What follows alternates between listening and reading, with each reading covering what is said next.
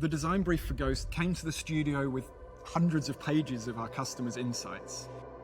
We kind of refined and distilled it down to this concept of what is post-opulence. And what do I mean? It's about refinement, about reduction, about simplicity. It was about something that doesn't shout at you, but it whispers. We were pursuing this minimalist aesthetic. That was our absolute objective. I'd say the front of Ghost really demonstrates our obsession with reducing any overt design. There's no additional flourishes. It's very reduced, but it keeps that charm that makes a Rolls-Royce. It's in no way sterile. Our aluminium body structures are hand welded, which means you don't read any additional shut lines. Every car individually is finished symmetrically. That's what gives you this feeling of one canvas, one monolithic sculpture from front to rear. There's more possibilities here for bespoke personalization than ever before. The character of Ghost comes out. It still has the natural presence you'd expect of a Rolls-Royce, but it's calmly confident. Part of this presence and assertiveness comes through the proportion. We've widened Ghost, and you read this immediately because it's framed by these sharp vertical bow lines which meet this angular light graphic, so it's completely framing the face. We wanted Ghost to have this unique ambience because there's not lots of features, but it should have that character, that spirit should come through. And we discovered we could achieve that with light, so actually behind the veins of the grille there's a subtle illumination. Actually we fine-tuned the shapes and even brushed the back of every vein, that you just get this subtle glow, so that it removed any sense of anything ever being sterile. It should always have this warmth of a Rolls-Royce, this gentle glow.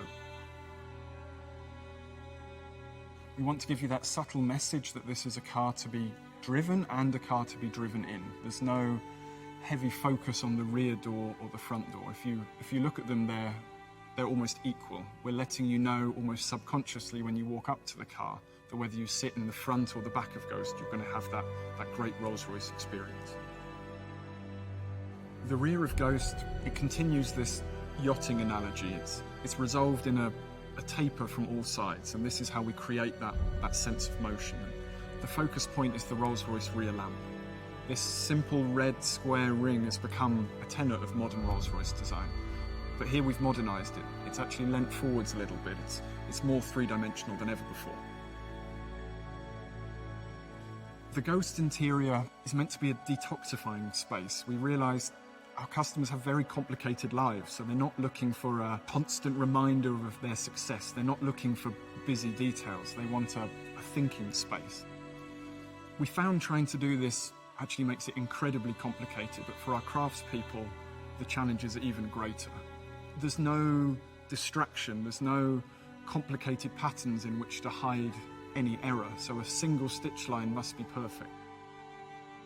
The wood, for example, that you touch, it's not hidden under lacquer, it's open pore, so you can feel the veneer through it. And don't be fooled of what might be underneath there. This has got more technology in it than any other Rolls-Royce we've ever built, but it's only there when you demand it. The dashboard, for instance, the illuminated fascia, it's only there when requested. The effortless doors, there's not an additional button, it's the door handle. Everything is there to make it as calming and relaxing and uncomplicated as possible. Henry Royce said that small things make perfection, but that perfection is no small thing. And we discovered that really holds true today.